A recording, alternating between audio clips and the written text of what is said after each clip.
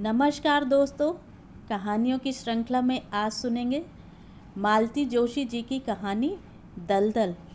लेकिन उससे पहले मेरा आपसे विनम्र अनुरोध है कि अगर मेरे द्वारा सुनाई हुई कहानियाँ आपको अच्छी लगती हैं तो मेरे चैनल को सब्सक्राइब ज़रूर करें, लाइक करें और अपने दोस्तों और परिचितों में शेयर भी करें।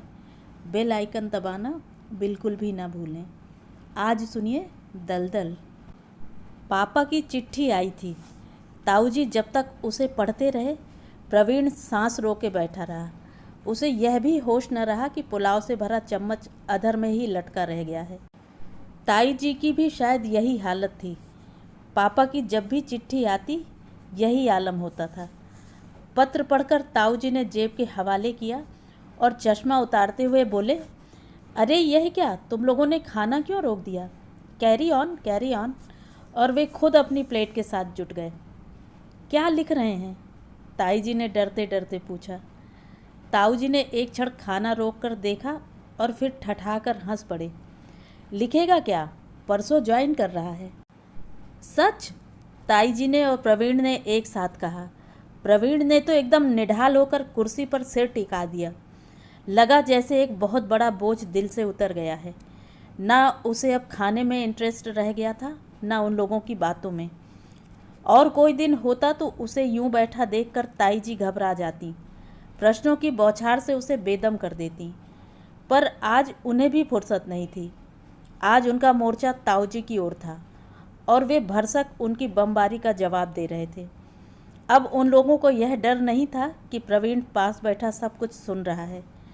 अब तक तो यह हाल था कि वह छटपटा कर रह जाता, पर कुछ भी ठीक से जान न पाता।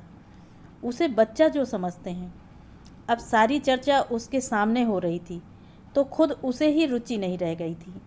उसके लिए तो यही एक समाचार महत्वपूर्ण था, पापा ने ज्वाइन कर लिया है। खाने की टेबल से उठा प्रवीण पढ़ने की मेज पर आकर डट गया। केमिस्ट्री की मोटी किताब उसने सामने खोलकर रख ली थी, पर मन उसका अतीत के गलियारे में ही भटक रहा था। उसकी हालत ऐसी हो रही थी जैसे वह कोई डरावना स्वप्न देखकर जागा हो। जागने के बाद भी जैसे उस स्वप्न का आतंक मन पर बना रहता है, उसी तरह ये बीच वाले 2.5 वर्ष उसके मन मस्तिष्क को झकझोर रहे थे। 2.5 वर्ष, हाँ पूरे 2.5 वर्ष। और यह 2.5 वर्ष किसी दुःस्वप्न से कम नहीं थे। उससे पहले वाली उसकी ज़िंदगी कितनी अल्हड़ अलमस्त और खुशनुमा थी। क्या पापा की बहाली के साथ मौज मस्ती वाले वे दिन लौट आएंगे? क्या चटकी हुई तस्वीर में फिर से रंग भरा जा सकेगा? कब चटकी थी यह तस्वीर पहली बार? उसे आज भी वह दिन कल की तरह याद है। जीवन की कठोर वास्तविकता से उसका प्रथम साक्षात्कार उसी दिन तो हुआ था। अप्रैल की उमस भरी शाम थी। दोस्तों के साथ धमा चौकड़ी मचाकर वह शाम ढले घर लौटा था। किसी फिल्मी धुन पर थिरकते हुए उसने बरामदे में पैर दिया ही था कि सुना ड्राइंग रूम में पापा किसी से बात कर रहे हैं। पापा के पास कोई बैठा है। इसमें नया कुछ नहीं था, यह तो नियम सा था। पर पापा जिस आजिजी से बात कर रहे थे उससे उसे कौतूहल हुआ। उसने झांक कर देखा, शांति लाल थे और पापा बड़े विनम्र अंदाज में कह रहे थे, शांति लाल जी, किसी तरह बेबी की शादी तक इस खबर को दबा दीजिए बस। मैं कोशिश तो कर रहा हूँ सर, शांतिलाल जी ने दांत निपोड़ते हुए कहा। पर आप तो जानते हैं दफ्तर में कैसे कैसे घाघ बैठे हुए हैं। वह शर्मा तो सबसे कहता फिर रहा है कि वह भोपाल में ऑर्डर देखकर आया है। उसी की उड़ाई हुई खबर है सर। कैसी खबर पापा? प्रवीण ने हॉल में घुसते ही एकदम पूछ लिया था। पापा ने चौंक कर उसे देखा। क्षण भर को वे जैसे काट हो आए, पर दूसरे ही क्षण उनका चेहरा तमतमा उठा। कड़क कर बोले, तुम अपना काम देखो, हर जगह दखल देने की ज़रूरत नहीं है। प्रवीण सन्न रह गया। पापा उसे इस तरह बोलेंगे यह उसने कभी सोचा भी न था, और वह भी शांतिलाल जैसे 2 कौड़ी आदमी के सामने। अपमान से वह भीतर तक लाल हो आया। वह खूब जानता था कि शांतिलाल इसी जरा सी बात को नमक मिर्च लगाकर कितनी बड़ी बना देगा। शर्म के मारे प्रवीण से तो बाहर निकला नहीं जाएगा। पता नहीं क्यों उसे शांतिलाल से इतनी नफरत थी। जब देखो ही करता हुआ रसोई तक चला आएगा। मम्मी इतनी नफासत पसंद हैं कि उनके सामने चपरासियों की घिघी बंधी रहती है, पर वे भी इस बॉडम को जब्त कर लेती हैं, पता नहीं कैसे। बुरी तरह आहत होकर मम्मी दरबार में गुहार लगाने वह भीतर पहुंचा, पर मम्मी कमरे में थी कहाँ। इन दिनों तो उनका पूरा दिन दीदी के कमरे में बीतता था, और दीदी का कमरा एक अच्छा खासा गोदाम बन गया था। जिस दिन से सगाई हुई है, घर में सामान बस आता ही जा रहा है। कभी कभी तो इन लोगों को इतना भी होश नहीं रहता कि एक ही चीज़ बार बार ना मंगाएं। एक ही दुकान से सामान खरीदे आदमी तो ऐसा घपला होगा भी नहीं, पर इन्हें तो शहर की सारी दुकानों में खाक छाननी होती है ना। चले आ रहे हैं 3 ड्रेसिंग टेबल्स, 4 सोफ़ा सेट, फिर दीदी रानी सबसे बढ़िया पीस सेलेक्ट करती हैं, बाकी लौट जाता है, उसकी एवज में कुछ और आ जाता है। बिजली का सामान तो कोई लौटाने को भी कह नहीं सकता, मम्मी सब उठाकर रख लेती हैं। कहती हैं आए दिन तो शादी ब्याह में जाना होता है, सब काम आ जाएगा। उस दिन भी मम्मी और दीदी बड़े मनोयोग से स्टील के डिनर सेट का मुआयना कर रही थीं। एक एक चम्मच को उलट पलट कर देखा जा रहा था, एक एक डोंगे का वजन हाथों में तौला जा रहा था। मन में ढेर सी शिकायत लेकर पहुंचा था प्रवीण, पर नए बर्तनों की चमक दमक में खुद भी खो गया। काले चमकते सनमाइका टॉप पर वह बड़े करीने से प्लेटें लगा रहा था जब पापा कमरे में दाखिल हुए। प्रवीण को इतना समय ही न मिला कि वह दीदी को सावधान कर दे, और वह चिहुक पड़ी, पापा देखिए ना, ये डोंगे हमें ज़रा अच्छे नहीं लगे, वह पारिख ब्रदर्स वाला सेट ही फिर से मंगा दीजिए ना। अब अपनी पसंद का सामान अपने घर जाकर खरीदना, यहाँ तो बस यही मिलेगा। पापा ने इतनी रुखाई से कहा कि दीदी स्तब्ध रह गईं, और फिर दूसरे ही क्षण उनकी आंखें छलछला आईं। पर पापा को जैसे जरा भी मतलब न था। उसी रूखे स्वर में बोले, और बेबी अब जरा ढंग से बोलना भी सीख लो, हर बार का मिमियाना अच्छा नहीं लगता। यह तो हद थी, प्रवीण ने भी इसकी कल्पना नहीं की थी। मम्मी तो एकदम फट पड़ी जैसे। वो जमकर महाभारत हुई फिर कि आसपास मडराते नौकरों का भी होश न रहा। जंगल में लगी आग की तरह पापा के सस्पेंशन की खबर शहर भर में फैल गई। उससे भी तेजी से बदलने लगे लोगों के तेवर। नए व्यक्ति के चार्ज लेते ही सुबह शाम घर पर जुड़ने वाला दरबार बंद हो गया। 24 घंटे अटेंशन में खड़े रहने वाले नौकर चाकर भी एकदम गायब हो गए। बहुत कम लोग थे जो पुराने अफसरों का स्मरण कर चक्कर लगाया करते थे। उनसे भी मम्मी इतनी नम्रता से पेश आती। दीदी की शादी जो सिर पर थी, अपमान, अवज्ञा और उपेक्षा, सारी स्थितियां दीदी की शादी की खातिर ही तो झेलनी पड़ रही थीं। नियत समय पर शादी हुई और दीदी विदा हो गईं। ट्रक भर के दहेज भरवा लेने के बाद भी हीरो के सेट के लिए बिसूरती रह गईं। जीजा जी भी बहुत ऊंची कल्पनाएं मन पर लेकर चले थे। चांदी का थाल, हीरे की अंगूठी, टीवी, स्कूटर, उन्हें भी निराशा ही हाथ लगी, और अपनी यह निराशा उन्होंने कई तरह से व्यक्त की। 20,000 नकद जेब में ठूंसने के बाद भी समधी जी को शिकायत बनी रही कि उन्हें एयर कंडीशन्ड होटल में क्यों नहीं ठहराया गया। गरज यह कि कोई खुश नहीं था। खर्च बेशुमार हुआ पर रौनक न हो सकी। पर पापा को जैसे इन सब से कोई मतलब ही न था। एक अजीब सी चुप्पी ओढ़े सारा काम निपटाते रहे। बारात अगर रूठ कर लौट भी जाती तो उन्हें जैसे कोई फ़र्क नहीं पड़ता। सारी मान मनुहार भाग दौड़ मम्मी ही करती रहीं, अकेले उन्हीं की बेटी हो जैसे। बाद में इतनी ज़ोरदार झड़प हुई थी उन दोनों में। फिर मम्मी रूठ कर नाना जी के यहाँ चली गई थी। वहाँ भी मन न लगा तो गांव चली गईं। चकर घिन्नी की तरह प्रवीण साथ लगा घूमता रहा। 2 महीने गांव में बोर होने के बाद भी लौटने की कल्पना उसके लिए सुखद नहीं थी, पर पढ़ाई का भी तो प्रश्न था। यह तो अच्छा हुआ ताऊजी उसे अपने यहाँ लिवा लाए।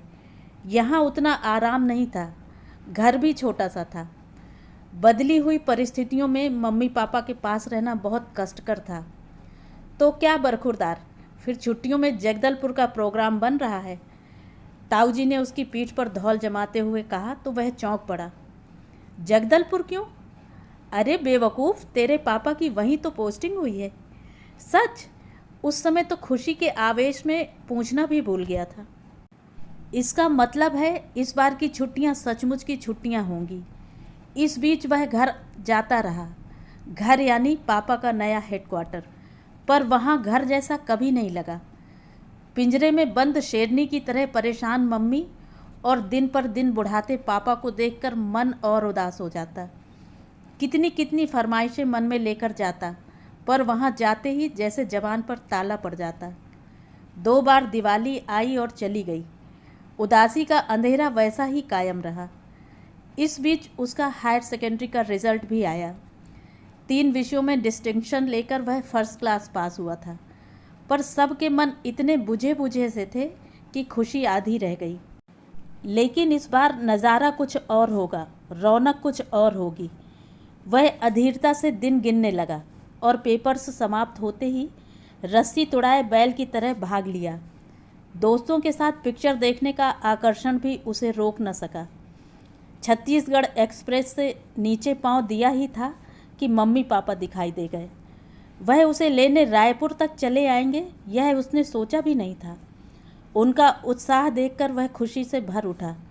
यह खुशी इसलिए भी थी कि पापा के चेहरे पर पुरानी चमक लौटने लगी थी। मम्मी की आंखों के गिर्द गहराती छाया अब धुंधली पड़ने लगी थी। उसी उत्साह से उसने घर में पांव दिया। नई जगह थी, नया घर था, पर परिचित सामान की परिचित महक से बौरा गया। हर चीज़ फिर उसी करीने से घर में स्थापित हो गई थी। मम्मी की सधी हुई आंखें हर कहीं चस्पा हो गई थीं। मम्मी ने दीदी को भी बुला लिया था। जीजा जी के आने की भी बात थी। दीदी की गुलगोथनी टीना सारे घर को गुलजार किए हुए थी। 8-10 दिन बाद रंगीन निमंत्रण पत्रों का ढेर मम्मी के पलंग पर दिखाई दिया। ये क्या है मम्मी? उसने पूछा। अरे 15 को तेरी सालगिरह है ना। सालगिरह है तो इतना बड़ा आयोजन, थोड़ी रौनक हो जाएगी रे। इतने दिन से किया ही क्या है। समीर भी आ रहा है, उससे भी सबका इंट्रोडक्शन हो जाएगा। ठीक तो कह रही थी मम्मी, इतने दिनों से किया ही क्या है। जाने कितने मौके आए और चले गए। दीदी पहली बार टीनू को लेकर आई थी, तब भी कुछ न हो सका था। इस बार सब लोग इतने बड़े माहौल में इकट्ठा हो रहे हैं, सेलिब्रेट तो करना ही चाहिए। जीजा जी भी तो देखें कि वे किस घर के दामाद हैं। मम्मी के उत्साह की छूत जैसे सबको लग गई। बड़े ज़ोर शोर से मेन्यू कार्ड बनाए जाने लगे, सजावट की प्लानिंग होने लगी। प्रवीण ने तो रिकॉर्ड्स की सूची तक बना ली। उस शाम सब लोग इसी चर्चा में मगन थे कि जमुना बाबू चुपचाप आकर कोने में खड़े हो गए। जमुना बाबू प्रवीण को शांतिलाल की याद दिलाते थे। उसी तरह बेरोक टोक घर में घुसे चले आते थे। प्रवीण को बड़ी कोफ्त होती थी कि पापा एक ना एक नमूना क्यों पाल लेते हैं और मम्मी उन्हें क्यों कर बर्दाश्त कर लेती हैं। क्या बात है बड़े बाबू? पापा ने रौबदार स्वर में पूछा। सर वो कुछ नाम याद आ गए थे, आप इजाज़त दें तो ऐड कर लूँ। दिखाइए। जमुना बाबू ने विनम्रता की मूर्ति बन वह कागज़ पापा के हाथों में थमा दिया। कुछ देर तक पापा उन्हें पढ़ते रहे, फिर उन्होंने कागज़ लौटा दिया। चश्मा उतारते समय उनका माथा सलवटों से भर गया था। बड़े बाबू जी, क्या इन लोगों को बुलाना ज़रूरी है? सर वो ऐसा है सर कि इनमें से कुछ लोग बड़े काम के आदमी हैं, कुछ लोग ऐसे हैं सर कि उन्हें नाराज़ नहीं किया जा सकता। आप पहली बार कुछ कर रहे हैं, जमुना बाबू ने जबरन हकलाते हुए कहा। ठीक है, पापा ने बेजारी से कहा, आप जैसा ठीक समझें। प्रवीण इतनी देर से चुपचाप सुन रहा था। एकाएक जैसे उसके सामने सब कुछ दिन के उजाले की तरह साफ हो गया।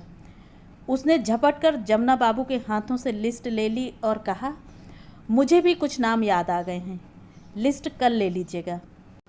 वे कुछ देर तक भौचक से देखते रहे, फिर धीरे धीरे बाहर चले गए। उनके जाते ही प्रवीण ने कागज़ के टुकड़े टुकड़े कर हवा में उछाल दिए। यह क्या किया बेवकूफ़? पापा गरजे। यह पार्टी नहीं होगी मम्मी। पर क्यों? और यह तय करने वाले तुम कौन होते हो? पापा फिर गरजे।